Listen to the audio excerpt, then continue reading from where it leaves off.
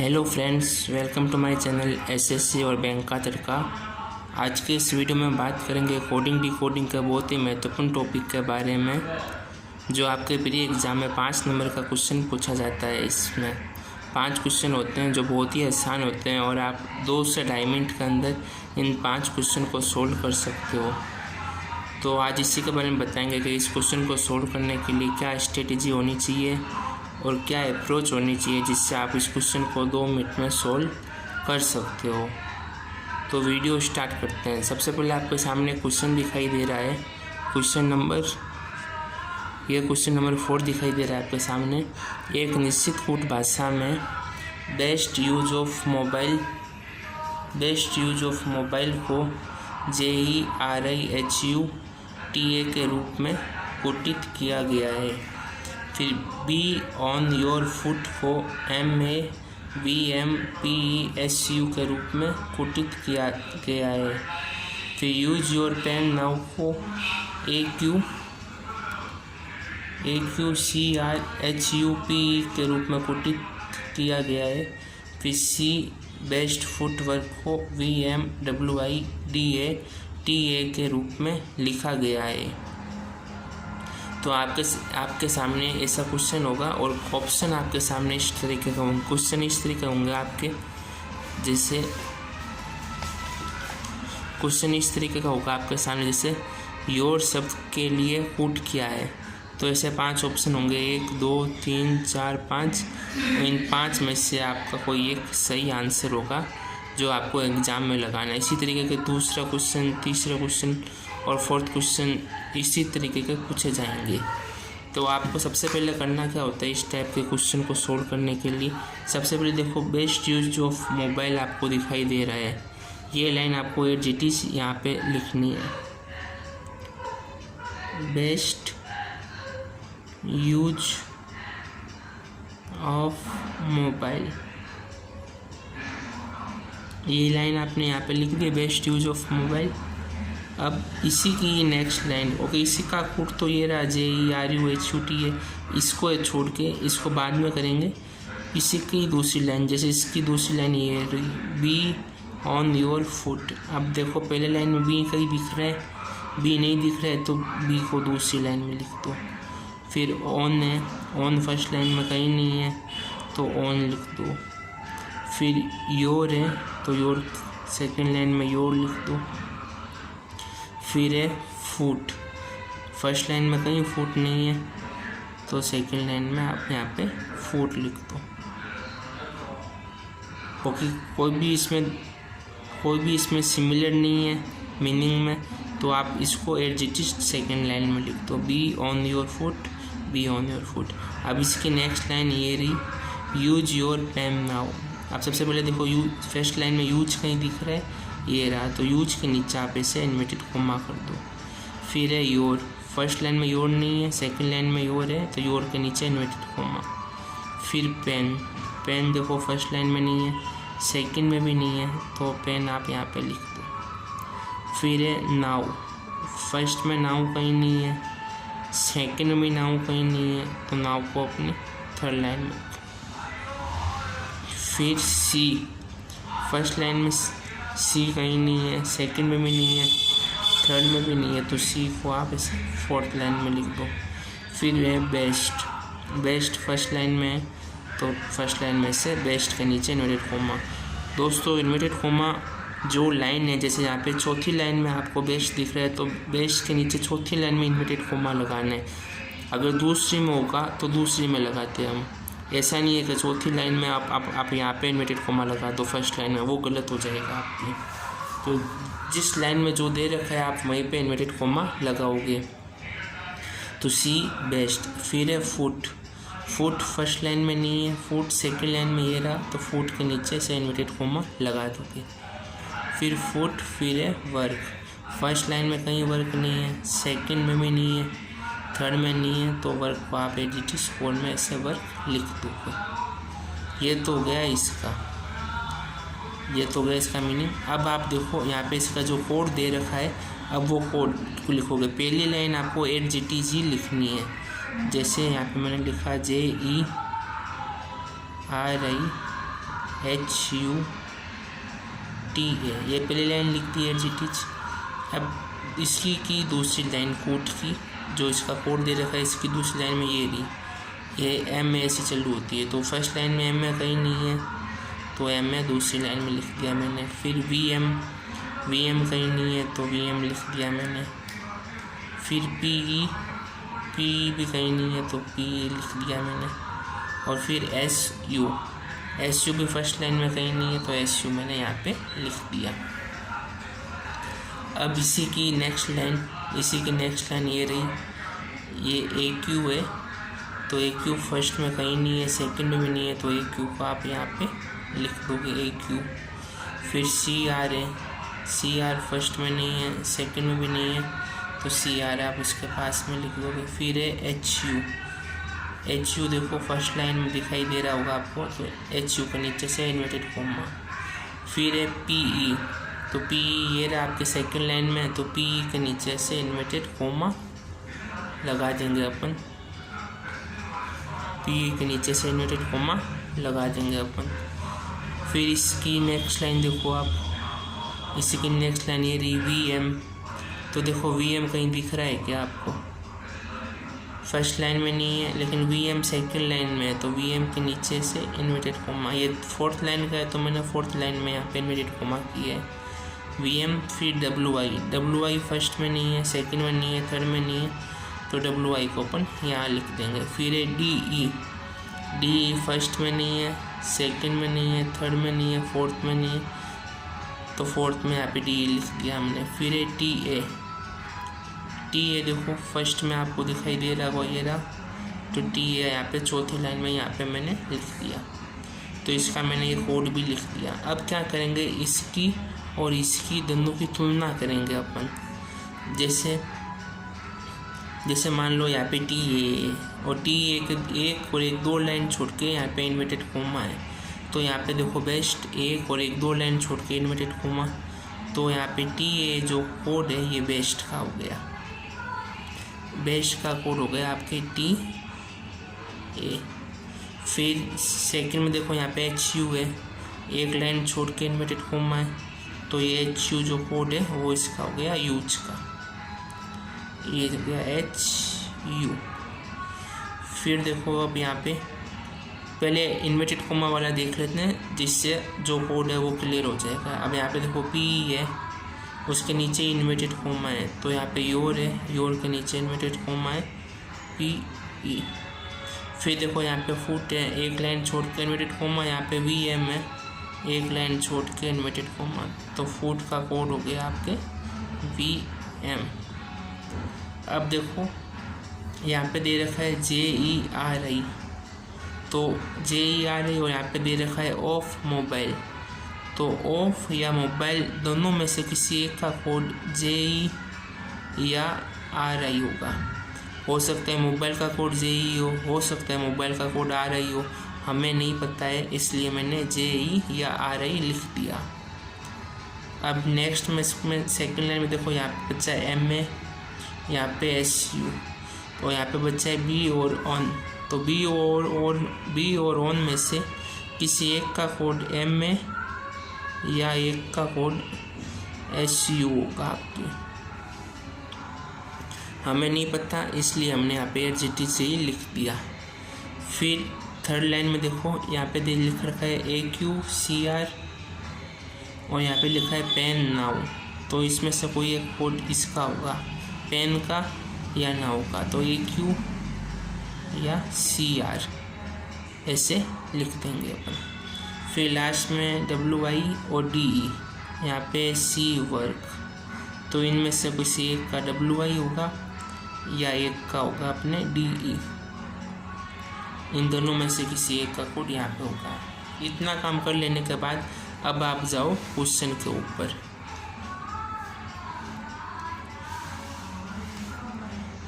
Question number 1 में दे रखा है योर शब्द के लिए कूट है, तो अब आप देखो यहाँ पे योर कहाँ दिख रहा है आपको, योर ये रहा और योर का कोड भी पता है PE, तो यहाँ पे योर का कोड हो जाएगा आपके PE, ये आपका फर्स्ट आंसर हो जाएगा। एग्जाम में भी आपको ऐसे ही टिक करना है, वो आपका सही हो जाएगा। सेकंड है कोट एच यू का क्या अर्थ है। कोट एच यू, अब यहाँ पे देखो एच यू ये रहा, एच यू यूज का कोड है, तो यहाँ पे एच यू क्या हो जाएगा, एच यू किसका कोड है, एच यू हो जाएगा आपके यूज का, ये आपका आंसर हो जाएगा। नेक्स्ट है वर्क शब्द के लिए कोड क्या है, वर्क। तो सबसे पहले देखो यहाँ पे अपने वर्क कहाँ है, वर्क अपना ये रहा सी वर्क। अब वर्क का कोड WI भी हो सकता है, DE भी हो सकता है, WI या DI हमें नहीं पता। तो अब यहाँ पे आ जाओ, वर्क शब्द के लिए कोड क्या है, वर्क शब्द के लिए कोड WI भी हो सकता है और DE भी हो सकता है, एक या दो में से कोई एक होगा। लेकिन अपने पास यहाँ पे और ऑप्शन देखो, या तो एक या तीन या एक या दो, तो ये वाला अपना राइट हो जाएगा, क्योंकि अपने एक या दो में से कोई एक सही होगा, तो ये अपना करेक्ट हो जाएगा, एक या दो, ये अपना आंसर हो जाएगा। नेक्स्ट है कोट VM का क्या अर्थ है। तो देखो सबसे पहले VM कहाँ है, VM ये रहा, और VM का अर्थ हो गया फुट। तो यहाँ पे फिर ऑप्शन में आ जाओ VM का अर्थ है फुट, तो फुट अपना यहाँ पे राइट हो जाएगा। ओके, VM का कोड फुट दे रखा है, इसलिए ये अपना करेक्ट हो जाएगा। ऐसे ही क्वेश्चन ये आपके एग्ज़ाम में भी आएंगे और आपको उसको इसी तरीके से सोल्व करना है।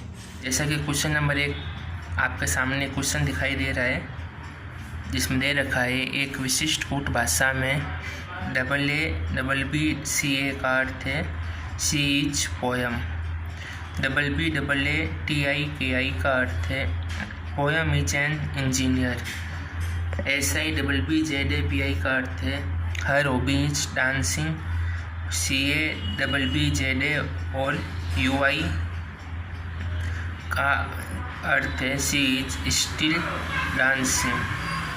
तो इसमें आपके एग्ज़ाम में ऐसे दे रखा होता है, ऐसे ही प्रश्न दे रखा होता है और आपसे इस तरीके के क्वेश्चन पूछे जाते हैं। जैसे मान लो अभी हमने जो क्वेश्चन पढ़ा उसमें से आपसे पूछ लिया जाएगा कि पोयम को कोड भाषा में क्या कहते हैं, BBCAAAZAI UI, इनमें से क्या कहते हैं। तो ऐसे ही क्वेश्चन आपके एग्ज़ाम में पूछे जाते हैं। इस टाइप के क्वेश्चन को सोल्व करने के लिए एक बेस्ट ट्रिक है, जिसके माध्यम से आप इस टाइप के क्वेश्चन को 2 से 2.5 मिनट में आराम से आप सोल्व कर सकते हैं, अगर आप इसकी नियमित प्रैक्टिस करें तो स्टार्ट करते हैं इस टाइप के क्वेश्चन को सोल्व कैसे करते हैं। तो सबसे पहले देखो आपके सामने याद रखा है AABBCA का अर्थ है सी ईच पोयम। तो सी ईच पोयम को आप सबसे पहले एक लाइन में एज इट इज लिख लेंगे। जैसे मैंने लिखा यहाँ पे सी ईच पोयम। अब सी ईच पोयम लिख दिया मैंने। अब इसी की नेक्स्ट लाइन जिसमें इस टाइप का अर्थ दे रखा हो, जैसे इसमें दे रखा है सी ईच पोयम, तो इसी की नेक्स्ट लाइन में यहाँ पे देखो पोयम इज एन इंजीनियर। तो इसमें भी पोयम पहले शब्द है, तो आप देखोगे कि आपके पहले जो आपने सेंटेंस पूरा लिखा है उसमें भी कोई ऐसा मीनिंग है जो दोबारा से रिपीट हो रहा है। तो जैसे इसमें पोयम दोबारा से फिर से आ गया, तो आप क्या करोगे, सेकेंड लाइन में पोयम के नीचे डबल इन्वर्टेड कोमा लगा देंगे। फिर पोयम के आगे इज है तो इज के नीचे भी डबल इन्वर्टेड कोमा लगा देंगे। फिर एन इंजीनियर है, एन इंजीनियर पहली लाइन में कहीं नहीं दिख रहा है, तो एन इंजीनियर को आप एज इट इज लिख देंगे, एन इंजीनियर को एज इट इज लिख देंगे। फिर इसी की नेक्स्ट लाइन देखो, इसी की नेक्स्ट लाइन फिर ये रही हर हॉबी इज डांसिंग। तो देखो सबसे पहले हर पहली लाइन में कहीं दिख रहा है, नहीं दिख रहा, दूसरी लाइन में भी नहीं है, तो हर को आप तीसरी लाइन में लिख दोगे हर। फिर पहली लाइन में भी कहीं भी हॉबी नहीं है, सेकंड में भी कहीं भी हॉबी नहीं है, तो आप यहाँ पे लिख दोगे हर हॉबी। अब आगे दे रखा है इज, पहले लाइन में देखोगे तो इज है, तो इज के नीचे फिर से इन्वर्टेड कोमा। अब आगे दे रखा है डांसिंग, तो डांसिंग पहले लाइन में कहीं नहीं है, दूसरे में भी कहीं नहीं है, तीसरे में डांसिंग आप एज इट इज लिख दोगे डांसिंग, डांसिंग आप एज इट इज लिख दोगे। अब इसी की नेक्स्ट लाइन में देखो सी, पहले से वर्ड सी है, तो सी आप सी के नीचे डबल इन्वर्टेड कोमा, फिर दे रखा है इज, तो इच के नीचे डबल इन्वर्टेड कोमा, फिर स्टिल डांसिंग। अब देखो डांसिंग कहाँ, पहली लाइन में नहीं है, दूसरी लाइन में भी नहीं है, तीसरी लाइन में है, तो ये डांसिंग के नीचे इन्वर्टेड कोमा। अब स्टिल कहीं भी नहीं है, तो आप यहाँ पे स्टिल लिख दोगे। पहला काम तो आप ये करोगे यहाँ पे। अब क्या करोगे, जैसे आप सीज पोयम मतलब इस जो ऐसे मीनिंग लिख लिए जिनका अर्थ हमें पता है या जो वर्ड हमें सुना हुआ है वो हमने लिख लिया। अब इनका जो कोड होता है जैसे AA, है, अब इसको आप यहाँ लिखोगे। पहली लाइन तो AGTG लिखनी होती है, AA, ये पहली लाइन लिख दी। अब इसी की नेक्स्ट लाइन जिसमें इसी कोड दे रखा है, तो इसे कोड फिर ये रहा डबल बी पहली लाइन में है, तो उसके नीचे इन्वर्टेड कोमा, फिर AA, इसका नीचे भी इन्वर्टेड कोमा पहली लाइन में दे रखा है, फिर TI और KI, ये दोनों ही पहली लाइन में नहीं है, तो इसको AGTG आप दूसरी लाइन में लिख दोगे, TI और KI को। TI KI लिख दिया। फिर इसी की नेक्स्ट लाइन में SI फर्स्ट लाइन में नहीं है, सेकंड लाइन में नहीं है, तो SI को थर्ड लाइन में AGTG लिख देंगे। फिर BB फर्स्ट लाइन में है, तो BB के नीचे इन्वर्टेड कोमा, फिर ZA फर्स्ट लाइन में, सेकंड लाइन में कहीं नहीं है, तो ZA को AGTG लिख देंगे। फिर PI भी फर्स्ट में नहीं है, सेकंड में नहीं है, थर्ड में भी PI को थर्ड में लिख देंगे, क्योंकि ये थर्ड लाइन का ही हिस्सा है। PI लिख दिया। अब इसी की नेक्स्ट लाइन में देखो, सबसे पहले CA देखो फर्स्ट लाइन में कहीं है, हाँ है, तो CA को नीचे जितने नंबर लाइन होती है, जैसे यहाँ पे CA चौथी लाइन में आना चाहिए, तो चौथी लाइन में यहाँ CA के नीचे हम लिखेंगे। ऐसा नहीं कि दूसरी या फर्स्ट में लिखेंगे, नहीं, जो लाइन जितने नंबर है उसके नीचे अगर मीनिंग रिपीट होता है तो वो उसके नीचे उतनी लाइन के नीचे ही लिखा जाएगा। CA हो गया। फिर डबल बी पहली लाइन में, BB के नीचे इन्वर्टेड कोमा, फिर ZA ये रहा, और UI कहीं भी नहीं है, तो UI यहाँ पे लिख दो। अब क्या करोगे, इतना काम करने के बाद अब आप देखोगे ऊपर वाले की इसकी और इसकी तुलना करेंगे अपन। जैसे यहाँ पे पहले C लिखा है, यहाँ पे C लिखा है, और इसके 1, 2, 3 नंबर पे इन्वर्टेड कोमा है, तो यहाँ पे देखो यहाँ पे भी CA है, इसका भी 1, 2, 3 नंबर पे इन्वर्टेड कोमा है, तो ये दोनों सिमिलर है। तो सिमिलर होने का कारण C के हम यहाँ पे C का कोड हो गया CA। इसी प्रकार देखेंगे यहाँ पे पोयम है, पोयम के नीचे 1 इन्वर्टेड कोमा और AA के नीचे भी 1 इन्वर्टेड कोमा है, तो पोयम का कोड हो गया आपका AA। इसी तरह BB के नीचे 3 इन्वर्टेड कोमा है और इच के नीचे भी 3 इन्वर्टेड कोमा है, तो इच का कोड हो गया BB। अब देखो पीछे से देखते हैं, यहाँ पे केवल UI दे रखा है, इसके नीचे कोई इन्वर्टेड कोमा नहीं है, और ये चौथी लाइन में यहाँ पे भी स्टिल केवल एक है, कोई इन्वर्टेड कोमा नहीं है, चौथी लाइन में सेम है, तो स्टिल का कोड हो गया UI। अब डांसिंग के नीचे 1 इन्वर्टेड कोमा है, या ZA के नीचे भी 1 इन्वर्टेड कोमा है, तो डांसिंग का कोड हो गया आपके ZA। अब ये बचा TI KI, तो और यहाँ पे भी N इंजीनियर, दोनों के नीचे इन्वर्टेड कोमा और कुछ नहीं है, दोनों सिमिलर है, लेकिन N का कोड TI है या N का कोड KI है ये हमें पता नहीं है, इसलिए आप यहाँ पे लिख दोगे TI या KI।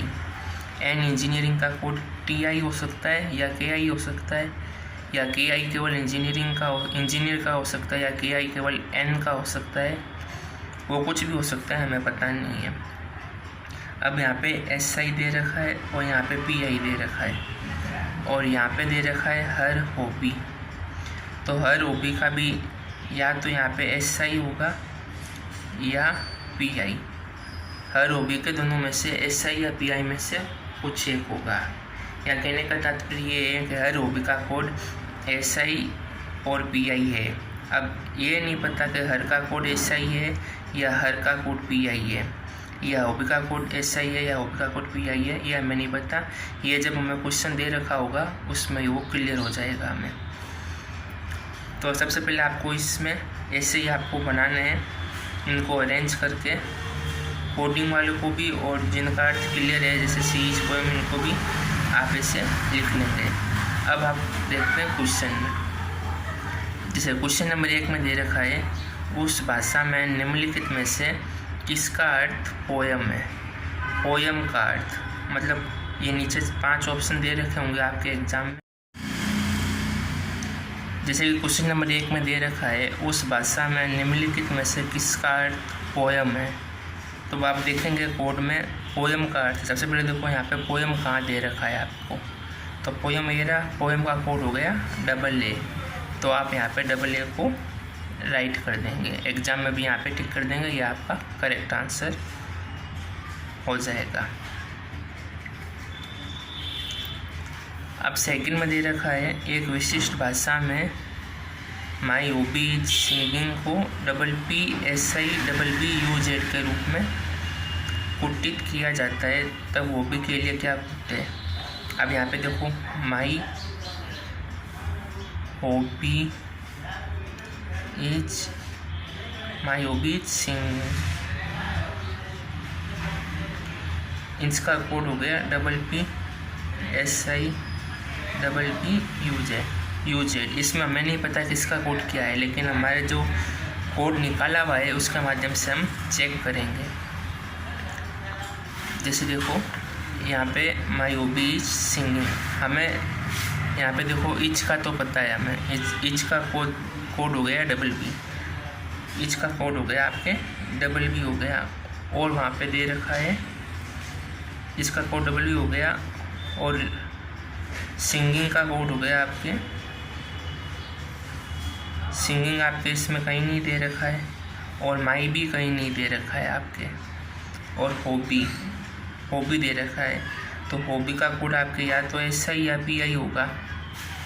जब आप यहाँ चेक करोगे हॉबी का कोड SI या PI होगा, दोनों में से, क्योंकि हमारे यहाँ हॉबी का कोड जो दे रखा है, हमारे यहाँ हॉबी का कोड ये रहा, हॉबी का कोड या तो SI या PI, दो में से कुछ एक होगा।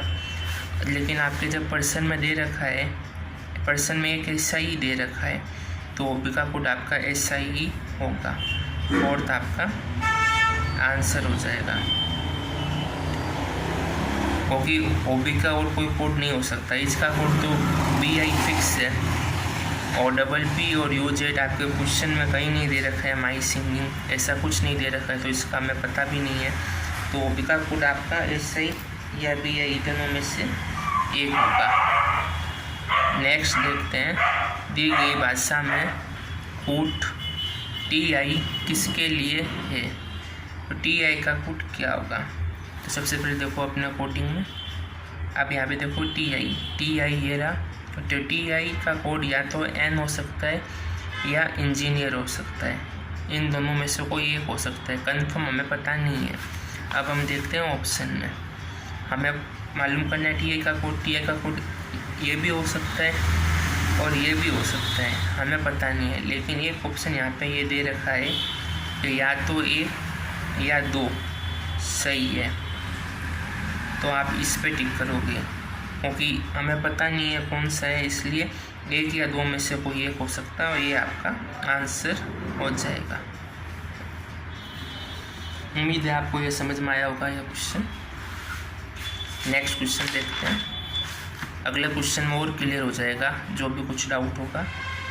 जैसे एक विशिष्ट भाषा में स्वीट इज वेरी टेस्टी को LATAZAJASA के रूप में लिखा जाता है। कोल्ड ड्रिंक्स आर स्वीट को JAPARADA के रूप में लिखा जाता है, और कॉफ़ी इज वेरी कोल्ड को DATAFALA के रूप में लिखा जाता है। ये ऐसा ही पर्सन आपके एग्जाम में भी दे रखा होगा, और यहाँ आपसे क्वेश्चन पूछ लेंगे कि कुट TA का अर्थ क्या है। स्वीट है, टेस्टी है, कॉफ़ी है, कोल्ड है, इनमें से कोई नहीं। तो आप वही प्रोसेस करोगे। सबसे पहले जैसे यहाँ पे दे रखा है स्वीट इज वेरी टेस्टी, पहली लाइन को आप एडजेक्टिव लिख दोगे, स्वीट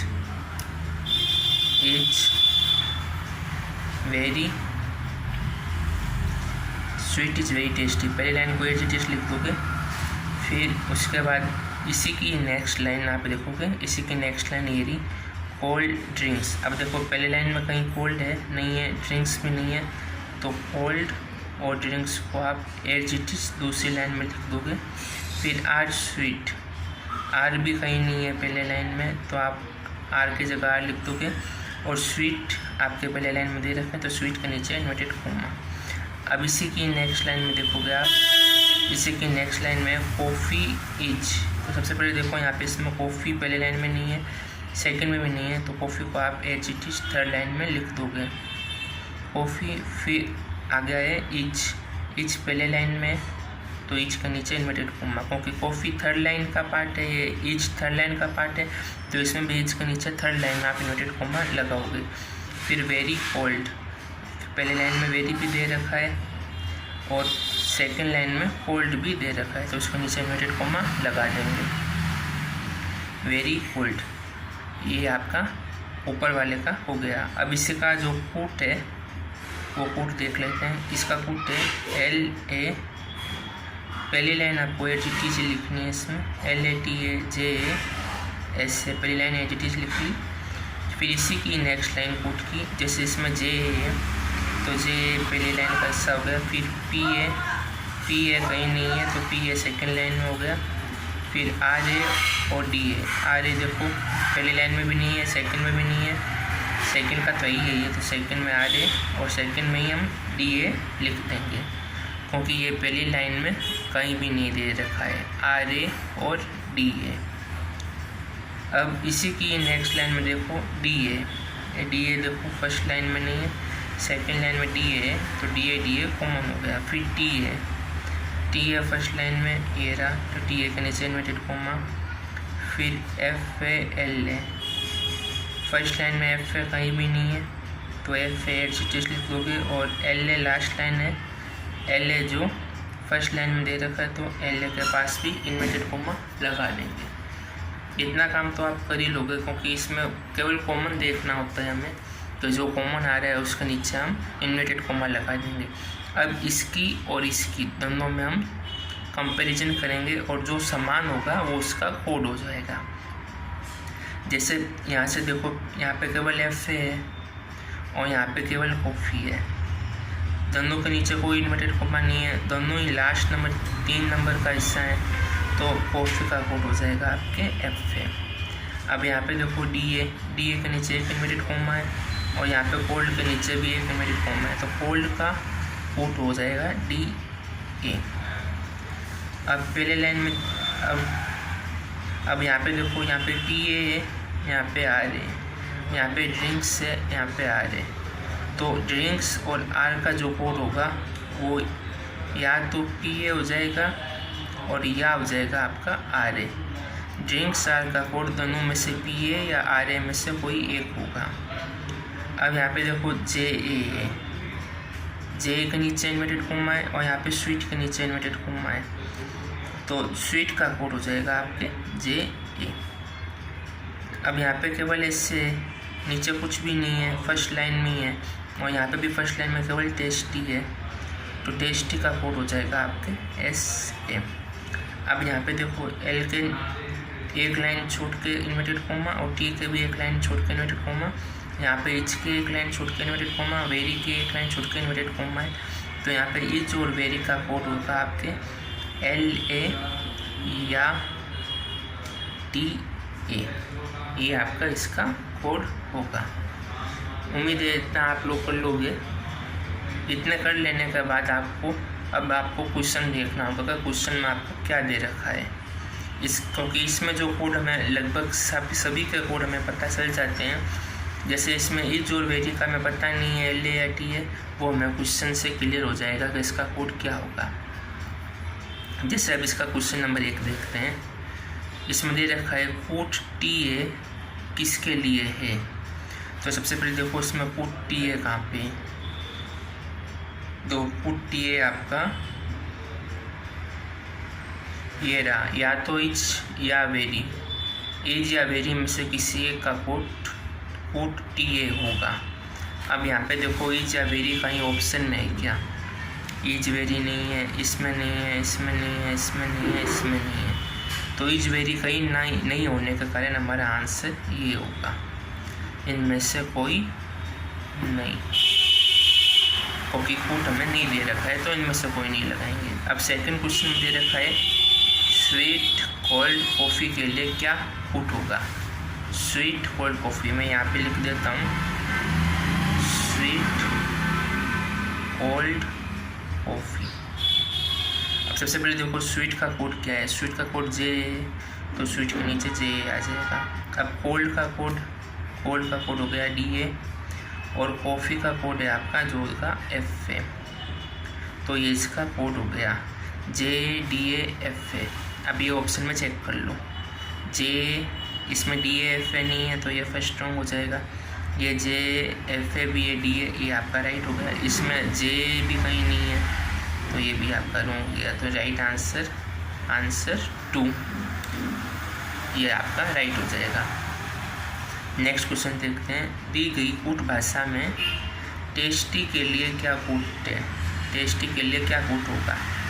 अब देखो यहाँ पे टेस्टी का कुछ है तो टेस्टी आपका ये रहा, और इसका कूट अपने निकाले ही था वो है एस से, और इसमें भी देखो टेस्टी का कूट एस से कहाँ पे, एस से आपका फर्स्ट नंबर पे, ये फर्स्ट आपका आंसर हो जाएगा।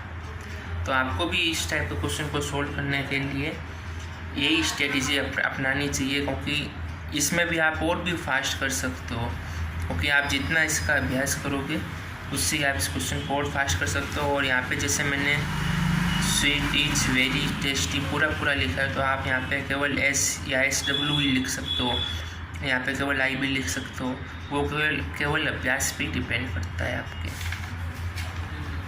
नेक्स्ट क्वेश्चन देखते हैं, नेक्स्ट क्वेश्चन नंबर 3। अगर किसी को नहीं समझ आया हो तो वो इसमें और क्लियर हो जाएगा आपको, क्योंकि ये क्वेश्चन काफ़ी अच्छा है। जैसे इसमें दे रखा है can we do payment now, और इसका कोड है ये MZKYDCKPRAGK, ये इसका कोड है। ऐसे ही अगले में पेमेंट बाय मोबाइल इजी का कोड है PMKYDXFDJRDX, इसका कोड है। फिर bank credit always easy now का कोड ये रहा, और क्रेडिट प्रोसेस अमाउंट इस डिले का प्रोसेस ये रहा। तो हम तो सबसे पहले क्या करते हैं, जैसे हमने 2 क्वेश्चन में पहले में किया था, जैसे can we do payment now, पहले लाइन का आप एज इट इज लिख दोगे, can we do payment now, पहली लाइन को एज इट इज लिख दोगे आप। अब सेकेंड लाइन में पहले दे रखा है पेमेंट, तो पहले लाइन में पेमेंट कहाँ है, ये रहा, तो पेमेंट के नीचे इन्वर्टेड कोमा। अब यहाँ पे दे रखा है बाय, तो पहले कहीं भी बाय नहीं है अपने पास, तो बाय को आप दूसरी लाइन में लिख दोगे। फिर मोबाइल कहीं नहीं है पहली लाइन में, तो मोबाइल की जगह मोबाइल, और फिर इज आपके फर्स्ट लाइन में कहीं नहीं है, तो इज आप यहाँ लिख दोगे, और इजी भी आपके फर्स्ट लाइन में कहीं नहीं है, तो इजी भी आप यहाँ पे लिख दोगे। तो पेमेंट केवल एक ही इसमें सिमिलर था, बाकी लाइन एज इट इज हमने लिख दी। अब नेक्स्ट में बैंक क्रेडिट, सबसे पहले देखो बैंक कहाँ है, बैंक कहीं नहीं है, तो आप यहाँ पे बैंक लिख दोगे। फिर क्रेडिट फर्स्ट लाइन में नहीं है, सेकंड में भी नहीं है, तो क्रेडिट आप यहाँ लिख दोगे, ये क्रेडिट लिख दिया आपने। फिर ऑलवेज इजी नाउ, ऑलवेज भी कहीं नहीं है, तो ऑलवेज यहाँ पे लिख दिया मैंने। मैं इसको शॉर्टकट में ALW लिख लेता हूँ ताकि मेरे ये आ जाए, ALW लिखा मैंने शॉर्टकट में ऑलवेज को। फिर इजी नाउ, इजी आपका सेकेंड लाइन में ये रहा, इजी का नीचे इन्वर्टेड कोमा, और नाउ आपका फर्स्ट लाइन में ये रहा, तो नाउ के नीचे इन्वर्टेड कोमा लगा देंगे। फिर नेक्स्ट है क्रेडिट प्रोसेस, क्रेडिट देखो सबसे पहले फर्स्ट लाइन में नहीं है, सेकंड में भी नहीं है, थर्ड में है, तो क्रेडिट के नीचे इन्वर्टेड कोमा। फिर प्रोसेस फर्स्ट लाइन में कहीं नहीं है, तो प्रोसेस आप यहाँ लिख दोगे, PRO लिख रहा हूँ शॉर्ट में प्रोसेस। फिर amount is delay, amount first में नहीं है, सेकंड में नहीं है, तो थर्ड में मैं अमाउंट को AM लिखा शॉर्ट में मैंने अमाउंट। फिर इज डिले, तो इज आपका ये रहा, और डिले भी आपका कहीं नहीं है, तो डिले को मैं यहाँ पे DE लिखता हूँ, DE डिले। तो ये मैंने ये तो यहाँ पे लिख दिया मैंने फर्स्ट का। अब इसी का ही कोड लिखते हैं हम। पहला कोड, पहली लाइन अपने को एडजेक्टिव लिखनी है, ये रहा MZKYDCKPRAGK,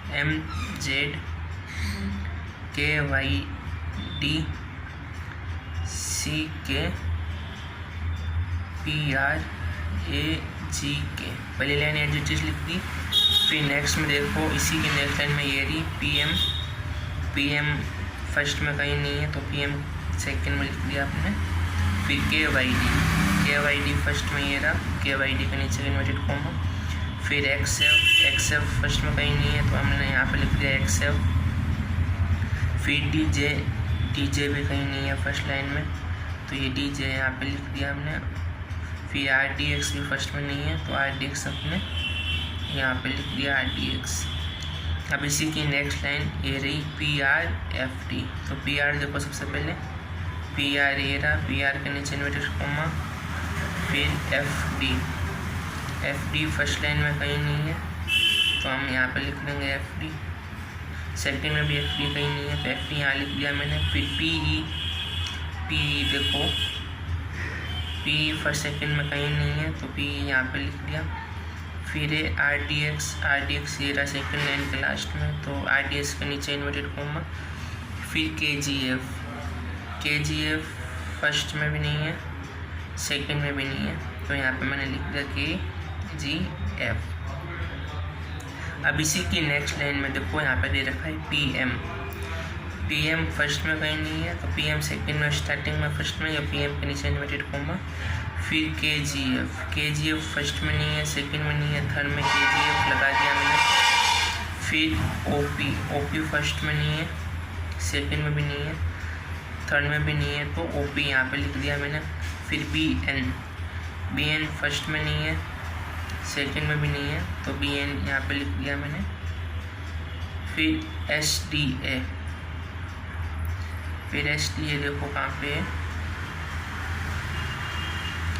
SDA फर्स्ट में नहीं है, सेकंड में भी नहीं है, थर्ड में भी नहीं है SDA तो SDA अपना यहाँ लिखते हैं SDA।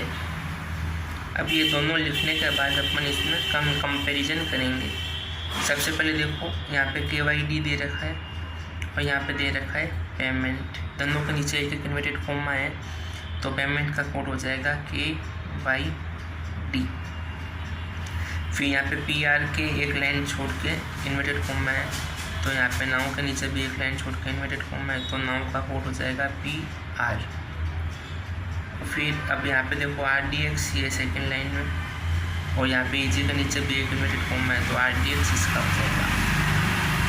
और इसी के पास में यहाँ पे एक लाइन छोड़ के इन्वर्टेड कॉमा, यहाँ पे PM के एक छोड़ के इन्वर्टेड कॉमा तो EG का कोड हो जाएगा PM। और यहाँ पे देखो थर्ड लाइन में यहाँ पे KGF के नीचे इन्वर्टेड कॉमा, यहाँ पे क्रेडिट के नीचे इन्वर्टेड कॉमा तो क्रेडिट का आपका ये हो जाएगा KGF। अब रही बात पहले लाइन में MZCKAGK तो ये कैन बी डू आपको दे रखा है तो इनमें से कुछ किसी का एक होगा। जैसे MZ कैन का हो सकता है, V का भी हो सकता है, डू का भी हो सकता है, हमें पता नहीं है तो हम ऐसे कर लेते हैं MZ या CK या AGK। ये MZ या CK या AGK ये इन तीनों में से कैन बी डू का कोई कोड होगा, हमें पता नहीं है। फिर XF और DZ यहाँ पे दे रखा है बाई मोबाइल तो इसका या तो XF या DJ, इन दोनों में से कोई एक कोड इसका हो सकता है। अब थर्ड लाइन में FD या PE बैंक और ये अपना यहाँ पे मैंने लिखा था ऑलवेज तो इसका या तो FD, इसका मैं यहाँ पे लिख देता हूँ, इसका FD बैंक ऑलवेज का FD या PE हो सकता है, इसका कोड बैंक FD या PE हो सकता है।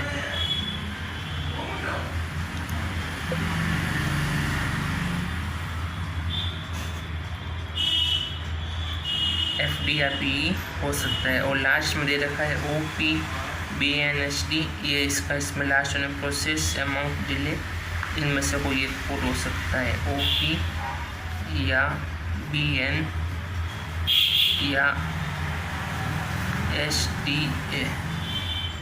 SDA इसका कोड हो सकता है। तो इतना करने के बाद हम अब अपने क्वेश्चन पर जाएंगे हम। जैसे यहाँ पे पहला क्वेश्चन है, क्रेडिट पेमेंट इज डिफ़िकल्ट के लिए संभावित कोड क्या है। तो सबसे पहले देखो अपने पास इसमें क्या क्या कोड मिल रहा है। जैसे इसमें अपने को पूछा है क्रेडिट पेमेंट इज डिफ़िकल्ट, तो सबसे पहले देखो आप अपने पास पेमेंट का कोड है KYD। तो मैं यहाँ पे पेमेंट का कोड यहाँ पे साइड में लिख लेता हूँ, पेमेंट, और इसके नीचे का कोड है KYT, पेमेंट का हो गया। फिर अब क्रेडिट और इच का देख लेते हैं। जैसे अब इच का कोड ये देखो ये रहा PM, तो इच का कोड हो गया अपने इच यहाँ लिख लेता हूँ, इसके नीचे PM हो गया, इच का कोड PM। फिर क्रेडिट देख लेते हैं, क्रेडिट और डिफ़िकल्ट में। अब क्रेडिट का कोड KGF है, तो यहाँ पे क्रेडिट लिख लेता हूँ मैं, क्रेडिट, और इसका कोड हो गया आपके KGF, ये क्रेडिट का कोड हो गया KGF। तो अपने पास पेमेंट आ गया, क्रेडिट आ गया, इज आ गया। अब डिफ़िकल्ट यहाँ लिख लेता हूँ मैं, डिफ़िकल्ट। अब डिफ़िकल्ट का कोड होगा आपके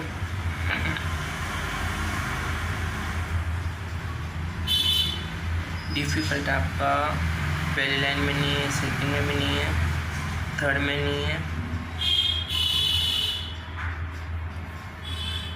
फोर्थ में भी नहीं है। तो डिफ़िकल्ट का कोड आपके जो होगा, जो इनमें से कोई नहीं है, तो अपने को इन चारों का चाहिए। अब देखो अपने पास 3 तो ही है, KYD, PM और KGF। डिफ़िकल्ट का हमें पता नहीं है, क्योंकि अपने जो कोड दे रखे हैं उनमें डिफ़िकल्ट कहीं नहीं दे रखा है। तो आप इन 3 से पहले चेक करो। जैसे पहला ऑप्शन चेक करते हैं, जिसमें KYD देखो, पहले ऑप्शन में KYD नहीं है अमाउंट का, ये तो श्योर है, तो ये KYD ना होने का कारण फर्स्ट गलत हो जाएगा। सेकंड देखो, इसमें KYD है, KGF भी है और PM भी है, तो इसमें ये तीनों ही ऑप्शन दे रखे हैं, और डिफ़िकल्ट का कोड CO दे रखा है। लेकिन अब ये बाकी के दूसरे ऑप्शन भी चेक कर लेते हैं, क्या पता उनमें से कुछ हो। जैसे अब तीसरा ऑप्शन चेक करते हैं, इसमें KGF है क्रेडिट का, पेमेंट का KYD भी है, और इच का PM भी है, और यहाँ पे PR है।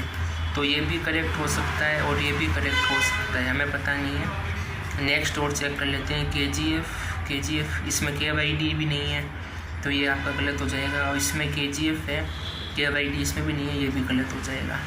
अब 2 नंबर और 3 नंबर में से एक इसका सही होगा। अब हम चेक करते हैं, जैसे इसमें KGF, KYD, PM तो कॉमन है दोनों में।